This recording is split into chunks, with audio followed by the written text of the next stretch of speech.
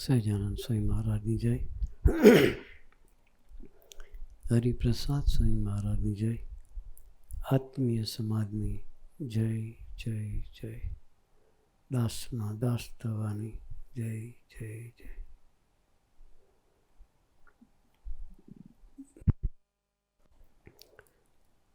રાજકોટની મહાપ્રસાદિક ધરતી પર આપના સૌના દર્શન કરીને ખૂબ આનંદ થયો.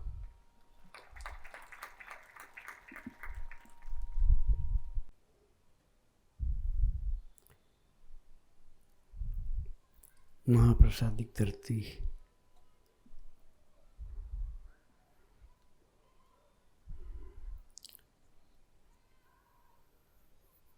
જૂનું મંદિર છે, બોરડી વાળું.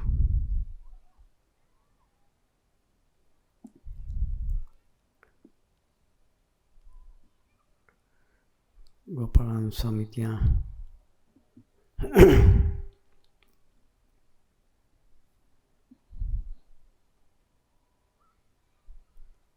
મંદિરમાં હતા. બોરડી નીચેથી પસાર થતા હતા.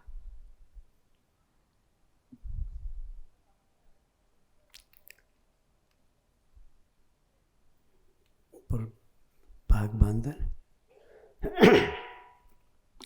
બોરડીના કાંટામાં ભરાણી. બોરડીના કાંટા વાંકા હોય, સીધા ના હોય. બાવરના કાંટા સીધા હોય, બોરડીના વાંકા હોય. ભેરભાઈ ખેંચો તો ફાટી જાય. શું થાય રમેશભાઈ? ફાટી જાય.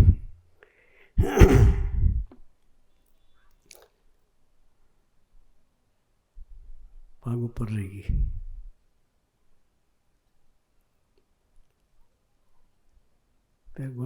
ગોપાલ સ્વામી ખાલી આમ ઉપર જોયું, એક વાક્ય બોલ્યા, તો મંદિરમાં રહી તારો સ્વભાવ ના ગયા કે તું મંદિરમાં રહી તો તારો સ્વભાવ ના ગયા કે એનો શોર્ટ લાગી ગયો. એ જ સેકન્ડે બધા કાંટા ખરી ગયા.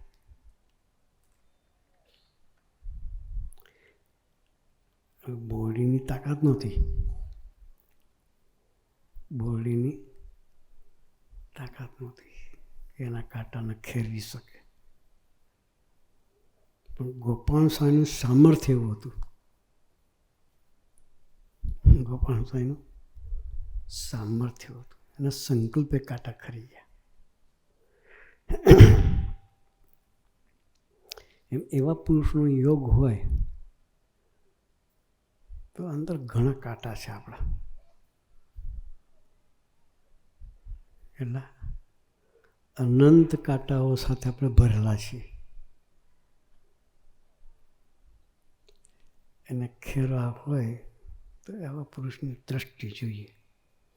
દ્રષ્ટિ પડે તો ખરી જાય. બાકી એવા ને એવા સ્વભાવ રહે. શું રહે? એવા ને એવા સ્વભાવ.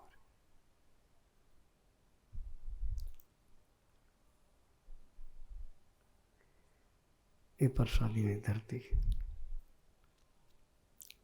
એ કોઈ મારા પણ બહુ આવતા. રાજકોટમાં સ્વામીજી ઘણી વખત દર્શન કરાવતા.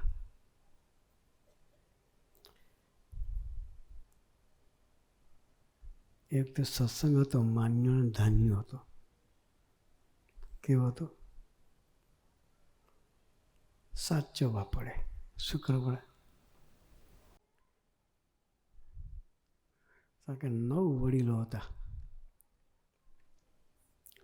એકને ઘેર બાપા ગયા હોય તો 9 ઘેર જવું પડે. કેટલા ઘેર? 9 ઘેર જવું પડે. એટલા સાચવવા પડે. દિવાળીના દિવસોમાં બાપા જાતે ચોપડામાં આશીર્વાદ લખતા. ને ઘેરે ઘેર જઈને લખે. આપણે અત્યારે ચોપડામાં આશીર્વાદ હરિભક્તો લખાવા આવે છે, પણ મંદિરે ચોપડા આપી જાય. શું કરે? મંદિરે ચોપડા આપી જાય, સંતો પૂજન કરી નાખે અને લખીને તૈયાર કરી દે. પછી એની સાનુકૂળતા હતા પાછા લઈ જાય. યોગી મહારાજ તો ઘેરે ઘેર જતા, ત્યાં જઈને આશીર્વાદ લખી આપે. સ્વામીજી ઘણી વખત વાત કરતા કે બાપા વડીલો હરિભક્તોને દંડવટ કરતા.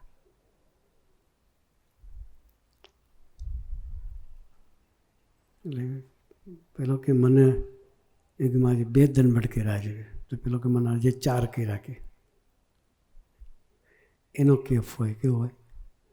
મને યોગી મહારાજે 4 દંડવટ કર્યા એના કેફમાં જોતા હોય. ભાઈ એ દંડવટ કરે છે આપણને હાચવા પડે છે, એટલે એને દંડવટ કરવાનો હોય નહીં. અત્યારે સ્વામીજીએ એવો સરસ સમાજ તૈયાર કર્યો છે કે આવી અપેક્ષાઓથી પરનો સમાજ છે. રાજકોટની ધરતી પર એટલી મોટી સભા ના હોય.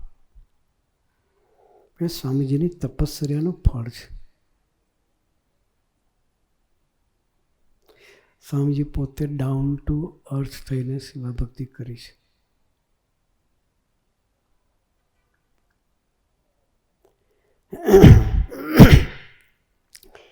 બાપાના રાજીપા પ્રમાણે સ્વામીજી ચાલ્યા છે.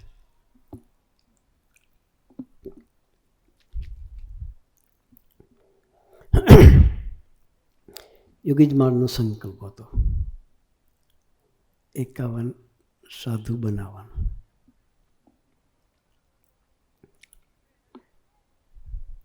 એકાવન બોલ્યા કરે, 51 બનાવવા છે, 51 બનાવવા છે, 51 બનાવવા.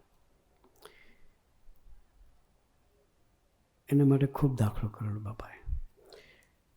એક કક્ષાએ બાપા 51ના આંકડામાં ડૂબેલા હતા. બાથરૂમ કરવા બેઠા હોય તો નીચે ધૂળમાં પણ 51 લખે. શેમાં? ધૂળમાં. નીચે બેસીને લઘુ કરતા તો ધૂળમાં 51 લખે. કેટલો 51 બનાવવાનો સંકલ્પ કેટલો દ્રઢ બાપાનો હશે.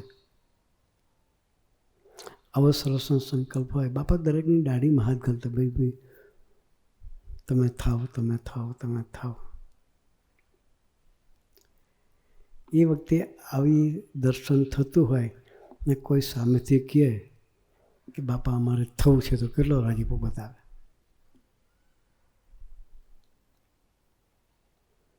સ્વામીજીને 5-7 યુવકો બેઠા બેઠા ગોષ્ઠી કરતા હતા.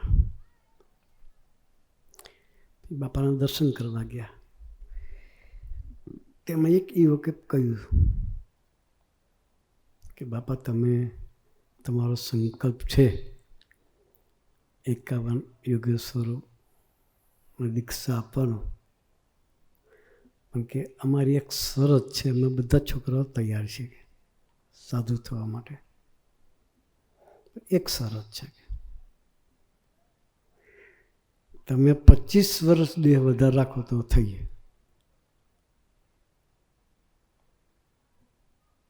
કેટલા વાર? 25. વાત વ્યાજબી હતી ને બાપાની મરજી હતી. આપણે થાય કે બાપાની મરજી છે ને આપણે કહીશું બાપા રાજી થઈ છે, ભેટ છે ને ધબ્બા મારશે. રુચિમાં તમે ભળો તો મોટા પુરુષની રાજી થાય, એમાં કોઈ પ્રશ્ન નથી. એટલે આ બધા દીકરાઓને એવું કે આપણે બાપાને પ્રાર્થના કરીશું તો બાપા રાજી થશે, ધબ્બા મારશે, આશીર્વાદ આપી દેશે.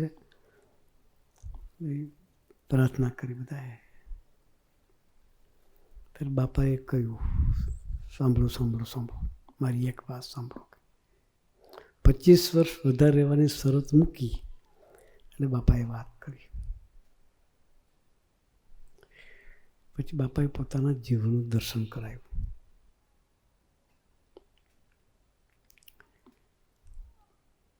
કે હું રોજ સવારે 3:30 વાગે ઉઠું છું. પોતાના જીવનનું દર્શન બાપા બધા કરાવે તેથી સામેથી એક સૂઝ આપવા માટે કહ્યું કે હું રોજ 3:30 ઉઠું છું. નહીં થોઈ પૂજા કરી અક્ષરદેરીની 200 પ્રદક્ષિણા કરું છું.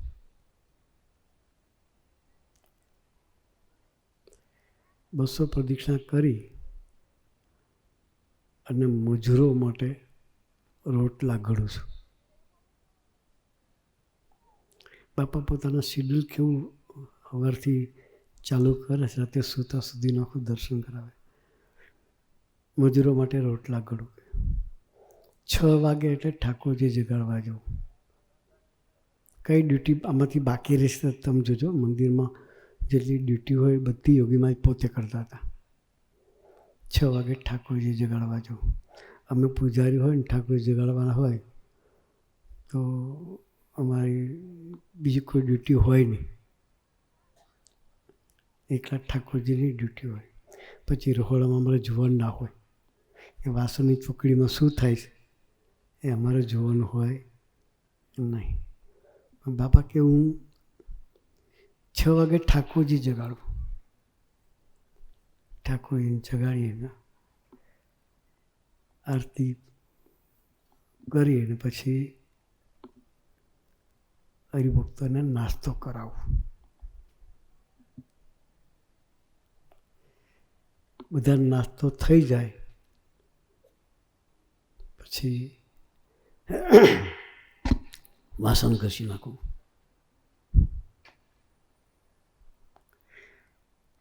વાસણ ઘસીને બપોરની રસોઈ બનાવું. એ વખતે થાળ 11 સાડા 11 થઈ જતા. રસોઈ બનાવી 11:30 ઠાકોરજીના થાળ કરું. થાળ કરીને પાછા હરિભક્તોને જમાડી દઉં.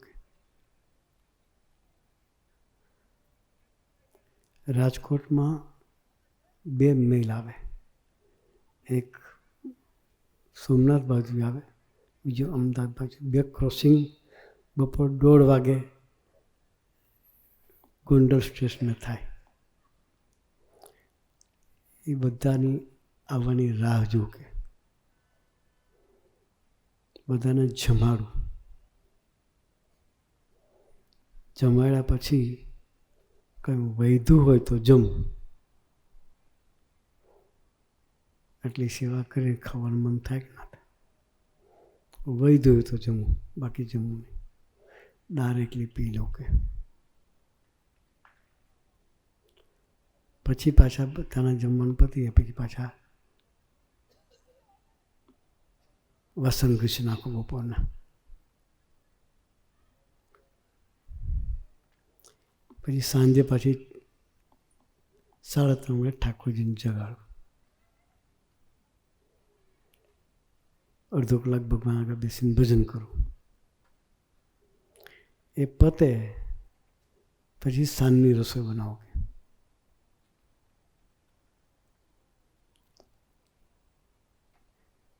સાંજની રસોઈ કરી ઠાકોરજીનો થાળ કરી સંધ્યા આરતી કરીને ઠાકોરનો થાળ કરું. થાળ થઈ જાય ભક્તોને જમાડી દઉં.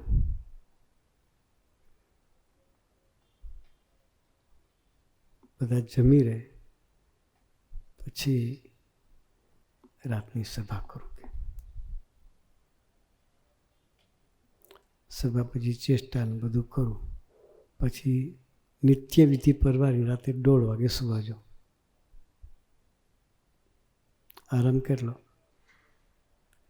1:30 થી 3:30.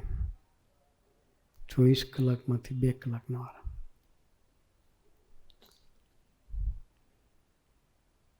પછી કહ્યું કે આવી સેવા સરભરા કરનાર તમે 5 જણા તૈયાર થાવ તો મારો દેહ 25 વર્ષ વધારે રહે. તમે સાધુ થવાની વાત કરી ને આને લેસન જુદું આપ્યું કે ભાઈ બાપાની મરજી છે, પણ મરજી શું હતી એ આખું દર્શન કરાયું કે તમે આવી સેવા ભક્તિ કરતા હતા. એ વસ્તુ સ્વામીજીએ પકડી.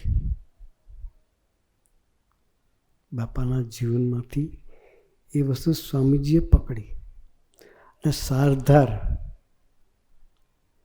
એ તે સેવા કરી સ્વામીજી. કે બાપાનો આંખ ફરકે ને અમારો દેહ ફરકે. સેવા કઈ રીતે કરતા? કહેવાનું ના હોય, જોઈએ ને મરજી સમજી જાય કે બાપાનો આંખ ફરકે ને મારો દેહ ફરકે. એવી સેવા અમે કરતા. આપણે સેવા કરીએ ને તો એનું જાણપણું રહે કે મેં સેવા કરી, હું આટલી સેવા કરું છું. આપણે બધાને જમાડતા હોય તો યાદ આવે, બધાને જમાડીને પછી જઉં છું. દરેકને પોતાની સેવાનું જાણપણું હોય. એટલે દેહને ગણ્યા વગર સેવા કરતા હતા. સ્વામીજીની સાથે સ્વામીજી મિત્ર બી સ્વામી સાથે હોય, એ બધાને પણ સ્વામી એ રીતે સેવા કરાવતા. એટલે એક દિવસ સ્વામીજી પોતાના 10-12 મિત્રો સાથે એક સેવા પતી ગઈ હતી અને બીજી સેવામાં જતા હતા. પાસ થતા હશે, બીજી એક ગેંગ હતી જેને સ્વામીજી માટેની ઈર્ષા હતી અને એ ઓટા પર બેસીને કોમેન્ટ્સ કરતા હતા. નવરા માણસો શું કરે? કોમેન્ટ્સ. એટલે એ દીકરામાંથી એ 2 છોકરાએ કોમેન્ટ્સ કરી કે અમથા આટા મારે છે કે અમથા આટા મારે છે ને મંદિરના રોટલા મફતના તોડે છે કે. 2 શબ્દો કેવા લાગે? 24 કલાક આપણે દેહના ગણ્યા વગર સેવા કરતા હોય ને કોઈ આપણને આવું કહે તો શું થાય? સ્પ્રિંગ છટકી જાય. શું થાય? સ્પ્રિંગ છટકી જાય. એટલે 10-12 દીકરા હતા, બધાની સમજણ આવી ના હોય. એક છોકરાનું થયું, સલાહ કહી જાય છે, અમને કહી જાય છે, આટલી સેવા કરી દેખાતું નહીં કે. મનમાં થોડોક કહેવા જવા માટે એ બાજુ પગ એના બાજુ ચાલતા હતા. સ્વામીજી કાંડો પકડી લીધું. ઊભો રહે, ક્યાં જાય કે? તો કે આપણને કહીએ એટલે શું સમજે કે? બેસ કે. પછી સ્વામીજીએ પૂછ્યું, તું યોગી મહારાજને શું સમજે છે કે? શું કે? તું યોગીજી મહારાજને શું સમજે છે? તો કે ભગવાનનું સ્વરૂપ એના એ શાસ્ત્રી મહારાજ યોગી મહારાજ સ્વરૂપે આપણને મળ્યા છે કે. શું કે? એના એ શાસ્ત્રી મહારાજ યોગી મહારાજ સ્વરૂપે આપણને મળ્યા છે. આપણે કહીએ, સ્વામીજી માટે બોલીએ, એના એ ભગવાન ધારક, ભગવાન સ્વામિનારાયણ ધારીને વિચરનાર પુરુષ હરિપ્રસાદ સ્વામી અમને મળ્યા છે. ભગવાનને ભગવાન કેવા હેલા? ભગવાનને ભગવાન કેવા સહેલા. પણ માનીને જીવવું એ બહુ અઘરી વસ્તુ છે. સ્વામીજી માનીને જીવતા હતા. સ્વામીજી માનીને જીવતા હતા. ધૈર્ય યોગી મહારાજનું થાય છે. કોઈનું હલાયું પાંદડું હલતું નથી. એ સમજણથી સ્વામી જીવતા હતા. સ્વામી પેલા દીકરાને બ્રેક મારી. પછી કહ્યું, યોગી મહારાજને તું શું સમજ્યો? તો કે ભગવાનનું સ્વરૂપ. ધૈર્ય કોનું થાય છે કે? તો પેલા છોકરા જે વાચ્યાર્થ આપણે વાંચેલું હોય કે સાંભળેલું હોય તો કહીએ, અનંત બ્રહ્માંડમાં યોગી મહારાજનું ધૈર્ય થાય કે. શું કે? આપણે બોલીએ હા આનંદ બ્રહ્માંડમાં હરિપ્રસાદ સ્વામી મહારાજનું થયું થાય. ત્યારે સ્વામીજી કે આનંદ બ્રહ્માંડમાં નહીં, પણ કે આ અક્ષર મંદિર ગોંડલમાં થાય છે એટલું મન બહુ થઈ ગયું કે આપણે એ સમજણથી સ્વામીજી એ જમાનામાં 1954, 55, 56 સાલની વાત છે. કઈ સાલની? આજથી 65-70 વર્ષ પહેલાંની વાત છે.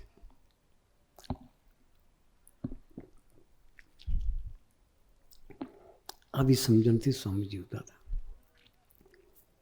પછી સ્વામીજીએ દીકરાને કહ્યું કે હું આટલી બધી સેવા કરું છું, સવારથી સાંજ સુધી સેવા કરતા હોય એટલે કે આપણને એવું છે કે હું આટલી બધી સેવા કરું છું, એનું જાણપણું છે એમાંથી બહાર કાઢશે કોણ? કે પેલા દીકરા સમજાવે. આવા પ્રસંગો નહીં બને તો આપણને ખ્યાલ કઈ રીતે આવશે?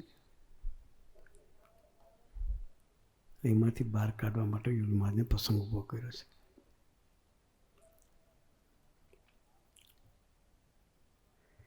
કર્તૃત્વનું જાણપણું દરેક વ્યક્તિને હોય.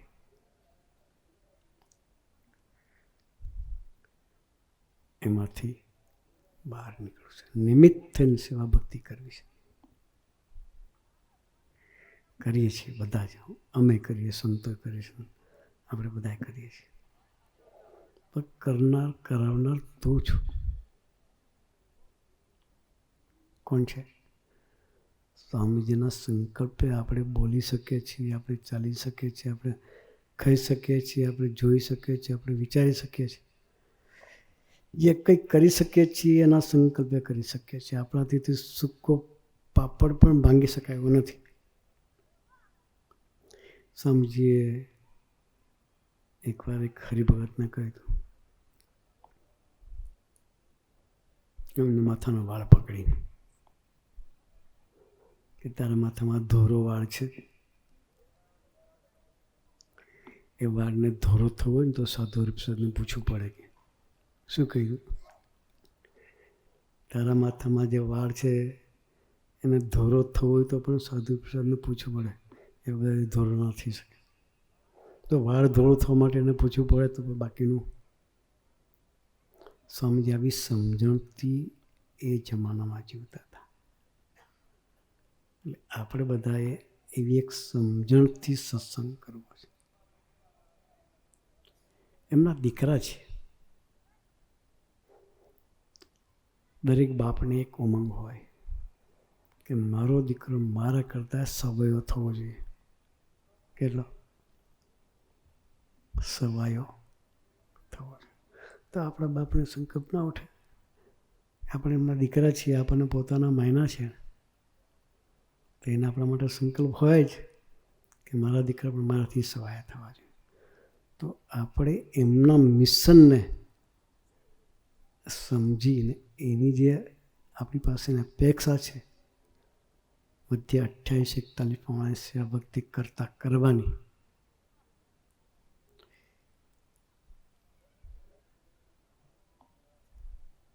આપણી યાત્રા તરફ આપણે જવું છે. ને આપણે નસીબદાર છીએ કે એવા જાણપણે જીવનારા સર્વાતીત સ્વામીને આપણને ગોદ મળી છે.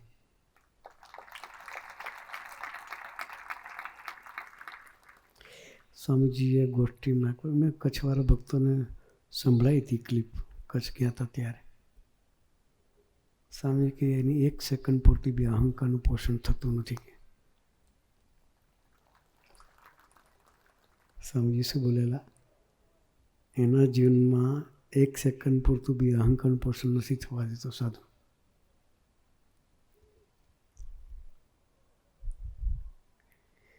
હરિશરણ સ્વામીએ કહ્યું, એટમ તોડવો અઘરો, સહેલો. એટમ તોડવો સહેલો, અહમને તોડવો અઘરો. અને અહંકારને તોડવો અઘરો છે. એ અહંકાર ઉપર છીણી ફેરવાનું કામ હરિપ્રસાદ સ્વામી હાથમાં લીધું છે. અને એમાં આપણને બધાને સ્વામીએ સિલેક્ટ કર્યા છે. વી આર ચોઝન વન, એટલે આને માટે ચોઝન વન છે. એની દૃષ્ટિમાં રહી એના જેવા આપણને બનાવવા માગે છે, પારસથી પારસ. એટલે આપણે નસીબદાર છીએ ને આપણને એવા સરસ ગોવાળની ગોચ છે. હવે એનો આપણે સાથેના દોસ્તી બાંધી અને આપણી યાત્રા આપણે તરફ કરતા રહ્યો. બસ બહુ ઊંચા હવાદે બોલતાય નથી. હું તો હજુ ગરમ થઈ જાઉં. હવે મારું સાંભળે નહીં તો કહી દઉં. એ મીઠાશથી જ વાત કરે, બધા ગરમ થતો જોયું જ નહીં એને. એ મીઠાશથી આપણે બધાના જીતી લે છે. બધાના દિલમાં એની મીઠાશથી બેઠા છે. આપણે એના જેવી વાણી રાખવી છે, એના જેવી ભક્તિ આપણે શીખવી છે, એના જેવું દાસત્વ પ્રગટાવવું છે. અહંકાર રહિતનું જીવન જીવે છે એવું આપણે જીવન જીવવું છે. તો સરસની ગોદ મળી છે, તો એના સંગે રહી અને ખરેખર સ્વામીજીના ખરેખર આ દીકરા થઈ અને સ્વામીજીના હૈયે હાસ કરાવી શકીએ. એ કરાવવા માટે ગુરુહરિ આપણને સૌને ખૂબ ખૂબ ખૂબ બળબુદ્ધિને શક્તિ આપે, એ જ પ્રાર્થના સહજાનંદ સ્વામી મહારાજની.